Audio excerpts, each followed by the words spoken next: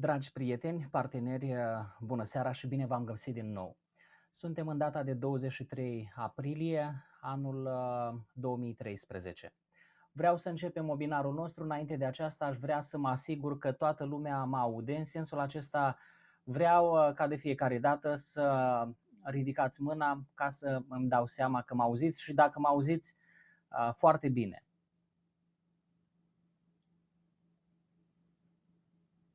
Așa, văd câteva mâini care s-au ridicat. Aș vrea și ceilalți să-mi dați de știre dacă am auzit bine.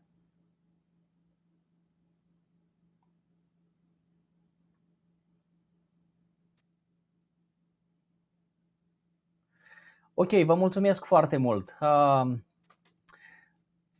Subiectul din această zi este unul foarte interesant, așa cum ați văzut din invitația la webinar. Încetați să vă sfătuiți cu oameni nepotriviți.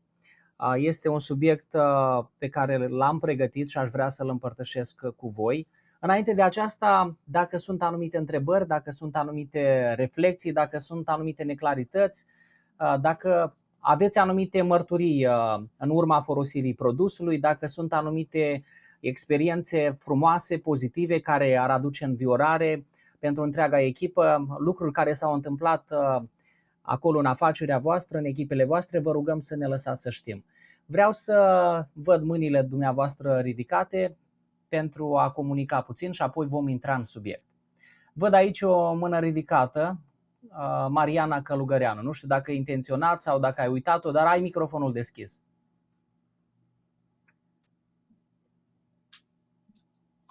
Nu, din greșeală.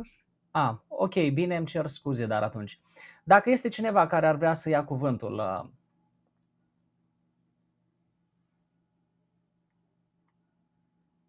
o să dau mâinile în jos și o să mă uit din nou să văd dacă cineva de bunăvoie ar vrea să vorbească. Ca de fiecare dată, o pădure întreagă de mâini. Adriana, ai microfonul deschis. Salutare la toți! În primul rând vreau să vă mulțumesc pentru că ați acceptat invitația noastră ca să schimbăm ora. Pentru noi este foarte comod și vă mulțumesc la toți pentru asta. În al doilea rând, am o întrebare. Deci am vorbit cu o persoană despre produsele Forever. Când am început să spun despre ele, a spus că nu, i-am folosit deja șamponul pentru căderea părului și nu m-a ajutat. Adică sunt și cazuri când aceste produse nu ajută sau au fost greșeala ei că nu au luat tot setul de produse pentru păr sau care e motivul? Mulțumesc foarte mult pentru această întrebare. Vreau să clarific un lucru. În primul rând, șamponul de la Forever nu este pentru căderea părului sau dimpotrivă. Părul când cade sunt anumite lucruri care se întâmplă în organism mult mai adânci. În opinia noastră, totdeauna spunem lucrul acesta, trebuie căutată pricina, da? Motivul undeva acolo în lăuntru. Pentru că efectele acestea care le vedem în exterior au o rădăcină undeva acolo în lăuntru. Fie este vorba de un regim de alimentație nesănătos, fie că este vorba de ceva genetic, fie că este vorba de alte lucruri, fie că oamenii nu au un regim sau lucrează în condiții unde sunt expuși foarte mult la radiații și alte lucruri. Ca să vă dau un simplu exemplu. Noi, după ce ne-am căsătorit, am avut o perioadă în care am mai vrut copii după ce Daniel s-a născut și în jur de 4 ani de zile tot am așteptat, dar copiii nu veneau. După mai multe consultații la medic, după anumite analize, după anumite discuții, clar că întrebarea care a urmat, unde lucrați dumneavoastră? Și evident, soția a spus, lucrez la radio. Și medicul, mi-aduc aminte foarte bine, ne-a recomandat dacă vrem anumite lucruri să se schimbe, să se îmbunătățească și dacă vrem să mai avem copii, atunci soția va trebui să-și schimbe locul de muncă. Eram foarte mult expuși la radiații pentru că toate, să zicem, utilajele, antenele, toate imițătoarele erau chiar acolo împreună cu noi și nivelul evident era de radiație mult mai mare decât cel obișnuit. După ce am schimbat lucrul acesta, evident a apărut Cristian în familia noastră. Exact același lucru și aici. Noi totdeauna încurajăm oamenii să meargă la medic. Dacă au probleme de sănătate, dacă le cade părul, dacă sunt alte lucruri, să meargă la medic, să se consulte. Noi repet lucrul acesta pentru toți. Noi nu suntem medici. Produsele de la Forever nu sunt produse farmaceutice și aceste produse farmaceutice nu sunt recomandate oamenilor bolnavi. Evident, aceste produse vor ajuta oamenii care suferă, care au probleme. Nu este nimic nimic miraculos în aceste produse. Vreau să vă explic așa cum înțelegem noi și cum explicăm noi la alții. Produsele acestea pe bază naturală, în special pe bază de aloe, odată ce nimeresc în organismul nostru, vor pune în funcțiune sistemul nostru imunitar. Sistemul nostru imunitar, el poate lupta singur, nu are nevoie de ajutorul altor lucruri sau intervenții. Dacă este alimentat organismul nostru cu ce trebuie, dacă avem un regim normal de viață, dacă avem un stil de viață sănătos, evident, organismul va avea toate cele necesare, mă refer aici la vitamine, la minerale, la aminoacizi și multe alte lucruri și asta îl va ajuta să lupte singur, să facă față tuturor provocărilor, mai cu seamă în vremuri ca și acestea în care trăim noi, când totul în jurul nostru este poluat. Așadar, persoana în cauză, în opinia noastră, ar trebui să facă o vizită la medic și să vadă dacă mai cu seamă sunt probleme care au o durată de timp. Eu personal am avut aceeași problemă. Unul din motivele pentru care am venit în Forever a fost aceeași problemă. După ce ne-am mutat cu traiul în America, am avut o perioadă foarte dificilă când eram full-time la școală, când învățam, eram prea stresat, nu aveam un regim alimentar cum trebuie, erau multe lucruri care se întâmplau. Și unul din motivele pentru care am luat produsele de la Forever a fost speranța că o să îmi stopeze căderea părului, pentru că și eu am avut aceeași problemă. Dar ce s-a întâmplat la mine, că în aceeași perioadă am început să consumăm gelul de aloe, am început să consumăm alte vitamine, minerale și toate acestea luate împreună pe o durată de timp, nu de o săptămână și nu de o lună, dar jumătate de an, un an, au adus rezultate fenomenale, rezultate foarte bune în sănătatea mea personală. Când oamenii îmi spun că nu m-a ajutat, iarăși pun întrebări foarte simple și probabil și dumneavoastră ar trebui să clarificați. Cât timp ați folosit, cum ați folosit, pe lângă faptul că ați spălat capul cu acest șampon, ați mai făcut și alte lucruri, ați schimbat ceva în alimentația dumneavoastră și dacă oamenii îi ajută să se clarifice foarte ușor, o să-ți dai seama cât de serioși au fost și evident, pe măsură cât de serios și apoi în dependență de durata de timp, pe această măsură și rezultatele. Sper că ceea ce v-am spus v-a ajutat. Noi trebuie să ținem minte, suntem foarte diferiți, avem organisme diferite, unii se expun la soare, se bronzează și sunt foarte frumoși și le face bine, la alții soarele îi pune jos la pământ, trebuie să vină salvarea să îi ia. Suntem așa de diferiți, mâncăm aceleași lucruri și la unii le provoacă greață, la alții dimpotrivă, au un apetit de mâncare și ar fi în stare să mai mănânce și să mănânce. Același lucru, mâncăm miere de albini unii și nu avem nicio problemă, alții dimpotrivă, au tot felul de nu mai știu cum le spune, le iese tot felul pe organism, tot felul de lucruri, tot felul de alergii, să vorbim așa. Așa că suntem diferiți. Același produs, la unii va reacționa într-un fel, la alții va reacționa în alt fel. Important este să fim perseverenți, să facem mai mult decât doar să folosim un șampun sau să facem ceva cu privire la sănătatea noastră. Alo, vreau să știu dacă cineva mă aude, dacă am revenit. Dați-mi un semn, faceți-mi cu mâna.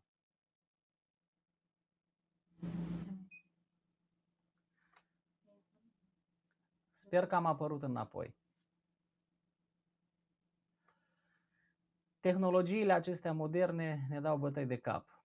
Îmi pare foarte rău. De data aceasta a murit microfonul. Dar nu e nicio problemă, bine că avem totdeauna alternative. Bun, vreau să știu dacă mai sunt anumite întrebări.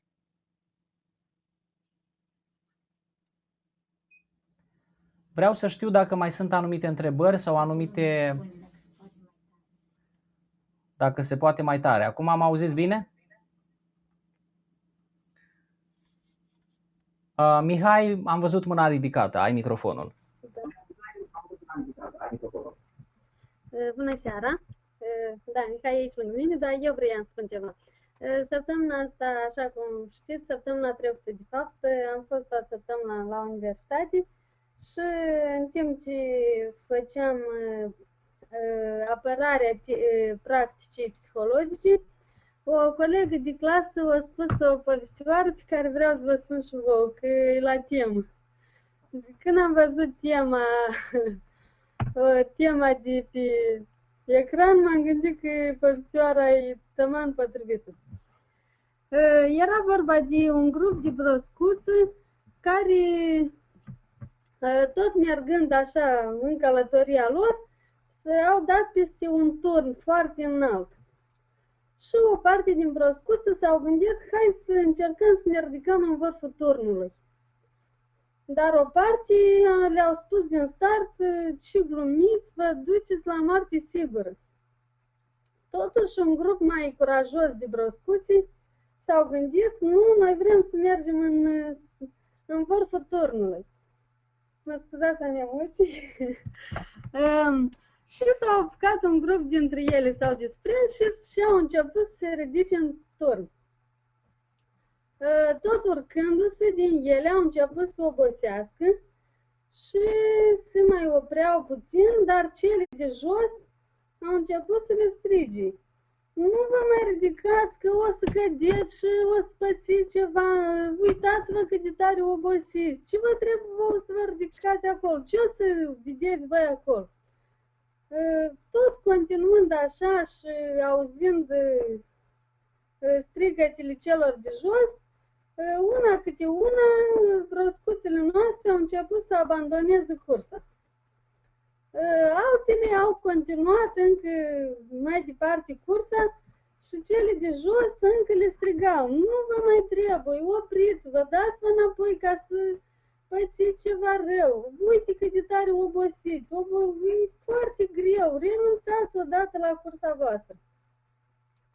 Încet, încet, una câte una, toate broscuțele au abandonat cursa, în afară de una singură.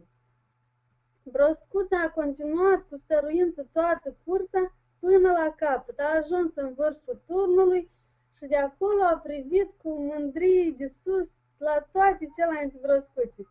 Și după aceea s-a dat jos înapoi, bucuroasă, toate au înconjurat-o pline de bucurie. Și s-a apropiat de ea și reporterul ca să afle ce a făcut-o pe broscuța noastră să continue cursa. De ce ea n-a abandonat ca toți ceilalți? Și abia atunci când reporterul a întrebat-o, abia atunci au aflat toți că broscuța noastră era surdă. Cam atât e povestioara mea. Mulțumesc! S-au auzit toți? Mulțumim, Maricica, vreau să spun că am râs cu poftă. Foarte faină povestioară și foarte motivațională. Asta încă o dată în plus, pentru mine cel puțin, îmi spune că ar fi bine uneori să închidem urechile sau să ne facem că nu auzim ceea ce spun unii vis-a-vis de noi, de familiile noastre sau chiar referindu-ne la afacerea noastră. Dacă mai sunt și alții care vor să vorbească, dacă mai aveți povestioare de genul acesta, ar fi fain ca să râdem împreună, că spuneam că la webinarele noastre vom și râde, vom avea momente din acestea cu bucurie, da, cu fun. Mă uit să văd pe cineva dacă a ridicat mâna. Dacă nu, intrăm în subiectul nostru. De asemenea, Viorica este aici lângă mine, a pregătit iarăși un material despre un produs de la Forever. Va avea, înainte de a încheia webinarul, posibilitatea să ne vorbească, să ne spună despre aceasta.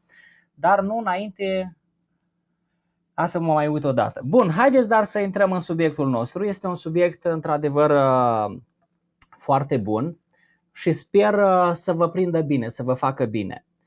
Am citit și am auzit printre rânduri în ultima perioadă că tot mai mulți dintre voi sunt descurajați.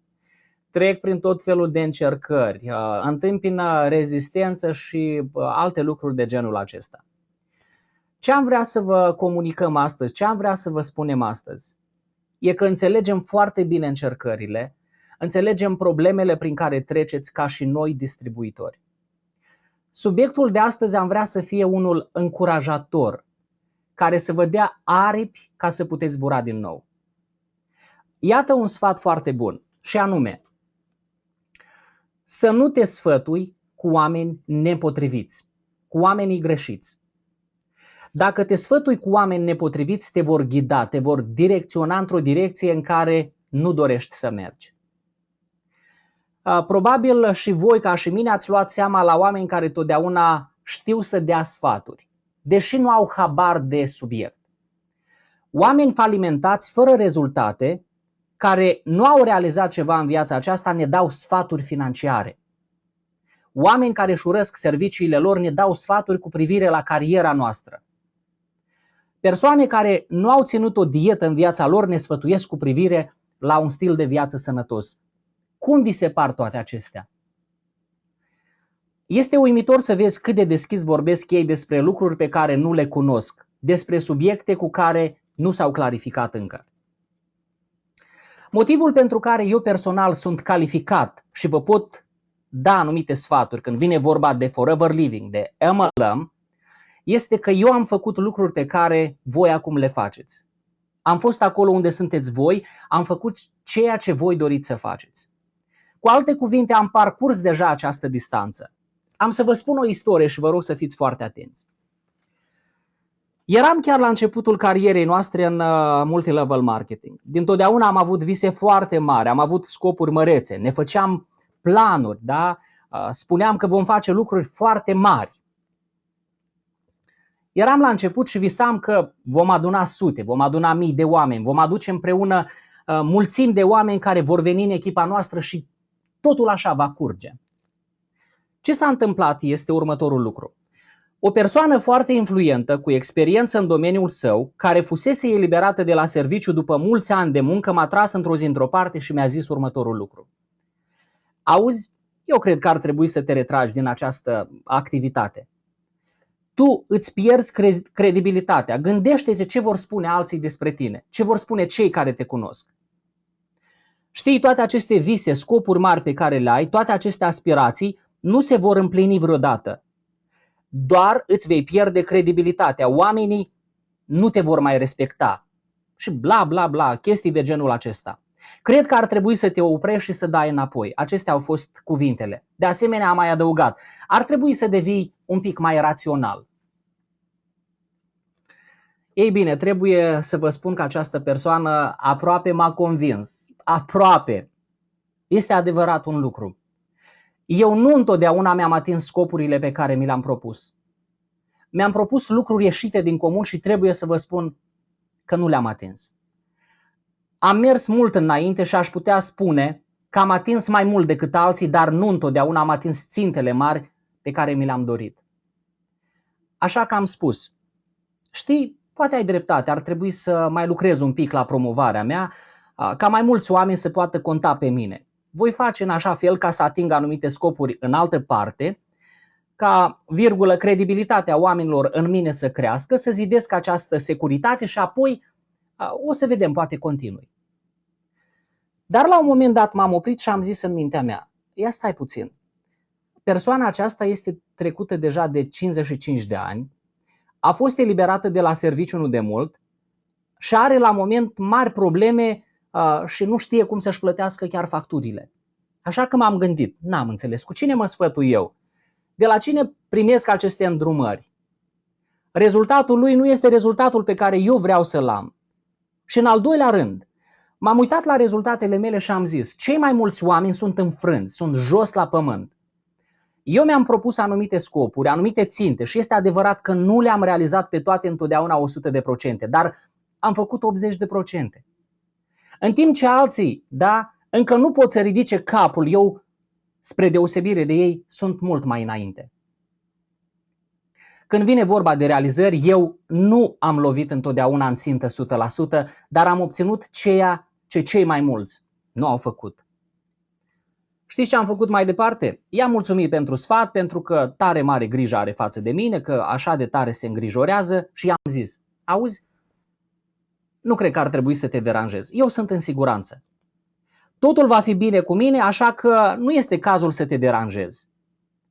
Eu nu voi primi de la tine sfatul cu privire la acest lucru și chiar legat de visele mele, scopurile mele și de ținta mea, ci dimpotrivă, voi ridica planșeta și mai mult, voi face scopurile mele, planurile mele mult mai mari.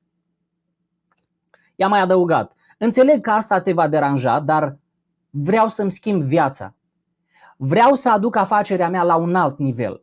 Așadar, în concluzie, această experiență a fost de mare ajutor pentru mine.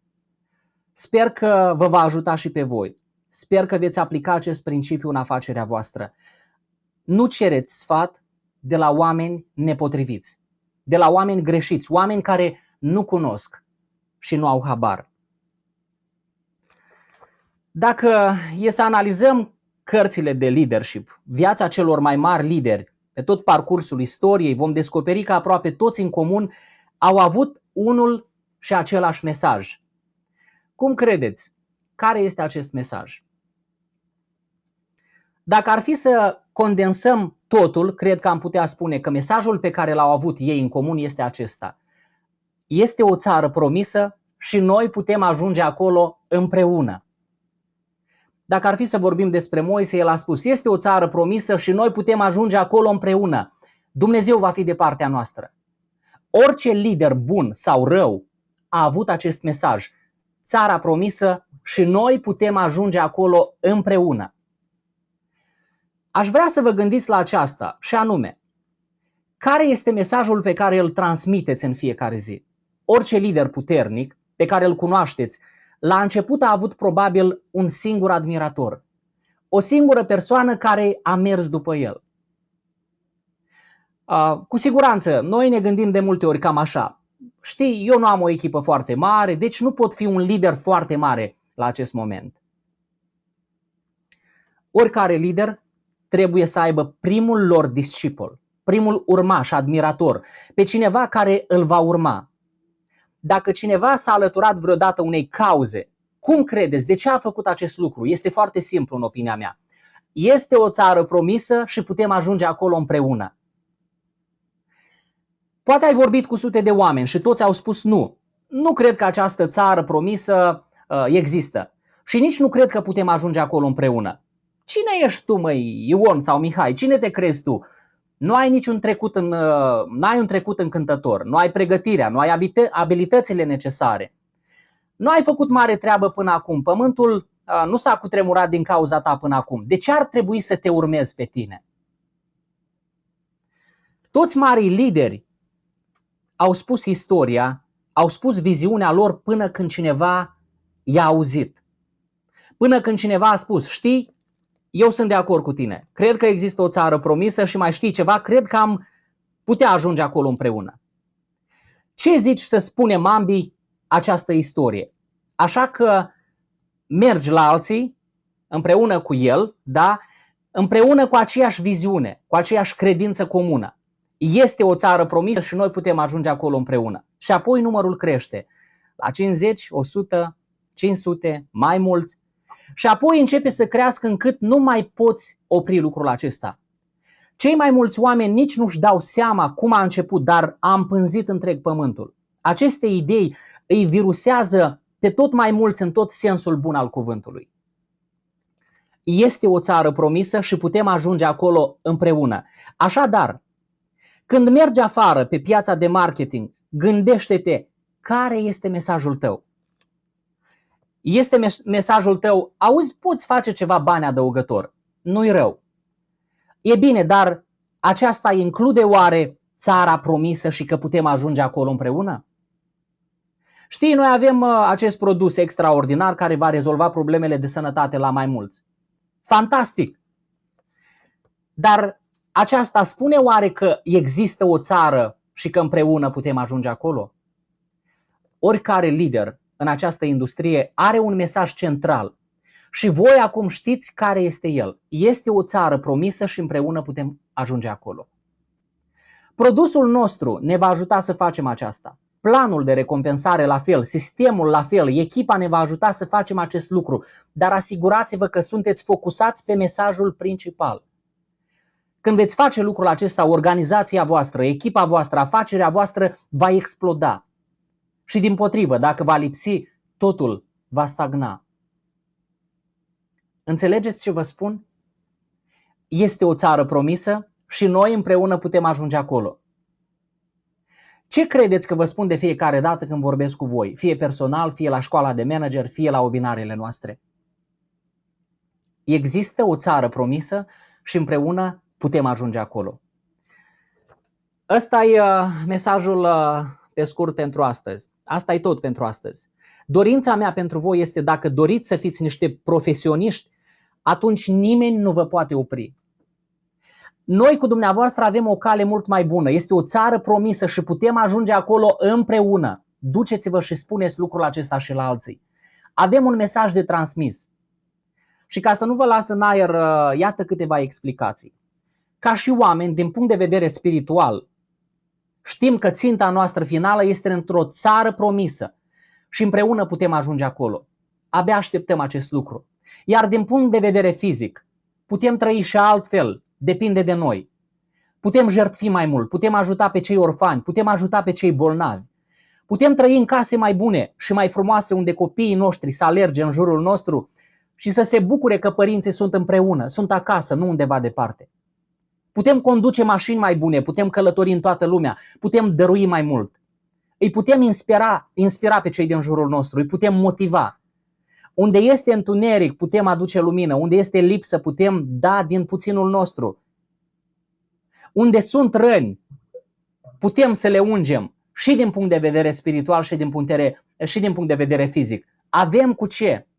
Gama de produse Forever este mult prea mare ca să le ținem pe toate doar pentru noi.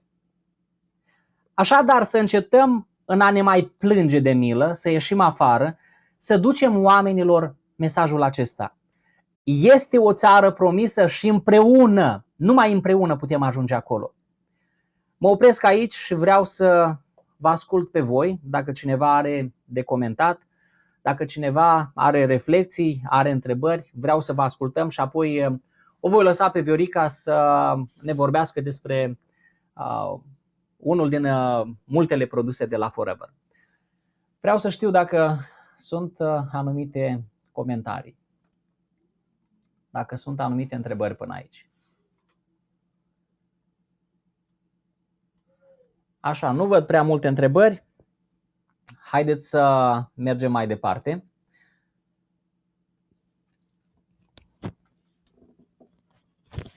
Așa, am făcut schimb de microfon. Hello!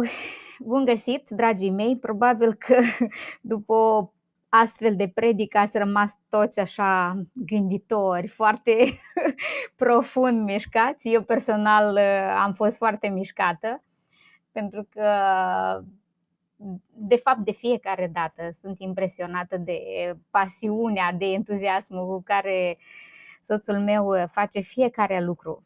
Fie că ține un seminar sau face altceva, întotdeauna e plin de pasiune și entuziasm și de fapt am realizat că de aici îi vin și rezultatele și mulțumesc Domnului pentru el. Astăzi, la capitolul produse, am vrut să vorbesc despre Arctic Sea, despre fish oil și voi începe cu o scurtă introducere de ce avem nevoie de el și care sunt problemele care la un moment dat sau situațiile incomode care pot apărea la un moment dat în organismul nostru. Deja pe ecran aveți probabil aceste vase sanguine. Nu e altceva decât niște vase de sânge și arată ce se întâmplă când colesterolul depășește măsura. cei mai mulți probabil nu știți ce este colesterolul. Tot se aude vorbind colesterol mărit, colesterol rău, colesterol bun. Care e totuși situația cu acest colesterol? Hai să începem cu aceste lucruri, să le clarificăm. Colesterolul este o substanță grasă asemănătoare cu ceara, așa cum vedeți chiar în imagine, care se găsește în tot corpul nostru.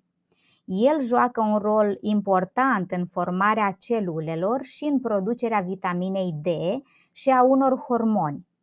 Există două surse de colesterol: colesterolul creat în ficat și colesterolul provenit din alimentație, care este conținut în alimente de origine animală, precum carnea, produse lactate obținute din lapte integral, gălbenuși de ou, carne de pasăre și mai ales din pește. Ficatul produce 80% din colesterolul din corp. O producție excesivă de colesterol sau un consum excesiv de alimente care conțin colesterol, inclusiv grăsimi saturate pe care ficatul le transformă în colesterol, pot cauza creșterea nivelului de colesterol din sânge. Pe lângă colesterol, trigliceridele sunt o sursă importantă de grăsimi care circulă prin sânge, acestea fiind necesare producerii energiei din corpul nostru. Atunci însă când în sânge se găsesc cantități prea mari de colesterol și trigliceride, acestea se pot depune pe pereții arterelor și pot limita sau chiar bloca circulația sângelui. Sănătatea inimii, a sistemului cardiovascular și funcționarea altor organe depinde de circulația obstrucționată sau liberă a sângelui, care transportă oxigenul și elementele nutritive la acestea și îndepărtează elementele dăunătoare. Nivelul crescut al colesterolului în sânge este un factor de risc major în bolile cardiovasculare. În urma unor cercetări clinice îndelungate, acizii grași omega-3, care se găsesc în peștele de apă rece de mare adâncime, pot oferi numeroase efecte benefice sănătății noastre. Faptul că pescarii eschimoși și japonezi prezintă o incidență mult mai mică de boli cardiovasculare și alte afecțiuni, cum ar fi diabetul, hipertensiunea arterială și chiar cancere, se poate explica prin consumul de acizi grași nesaturați omega-3. Lipsa acestora poate conduce la boli oculare, la slăbiciune musculară, la probleme dermatologice, furnicături în brațe și în picioare, cât și la schimbări de comportament chiar. Omega-3 este un grup de acizi grași polinesaturați, sunt esențiali deoarece nu pot fi produși de organism și ca urmare trebuie introduși în organism prin alimente. Cei mai importanți dintre aceștia sunt acidul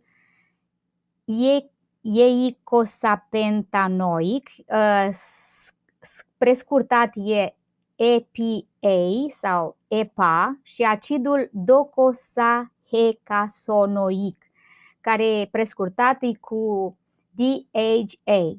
Sunt niște termeni foarte grei, dar de obicei pe prescripțiile acestui produs de fish oil sau cu omega-3 apar prescurtările astea, EPA și DHA sau DHA pe moldovenește sau pe românește, care pot oferi protecție împotriva bolilor cardiovasculare în mai multe moduri: prin scăderea nivelului de colesterol total, prin diminuarea raportului colesterol și HDL, care ajută la prevenirea depunerii colesterolului pe pereții arterelor, prin scăderea nivelului trigliceridelor, făcând ca globulele roșii sau hematiile să fie mai puțin rigide și mai flexibile, ceea ce le permite să circule cu mai multă ușurință în sistemul circulator, prin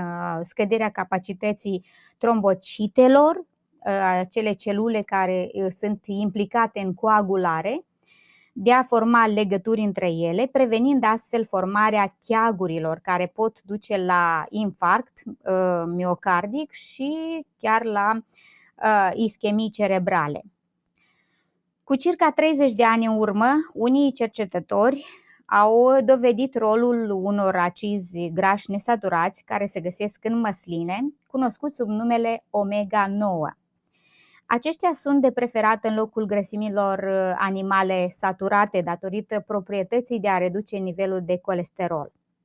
Oamenii de știință au notat că țările mediteraniene, unde în alimentația populației intră mai multe măsline, au prezentat o incidență redusă a bolilor cardiovasculare și a cancerului, atribuite efectului de reducere a nivelului de colesterol de către acizii grași nesaturați omega-9 din uleiul de măsline.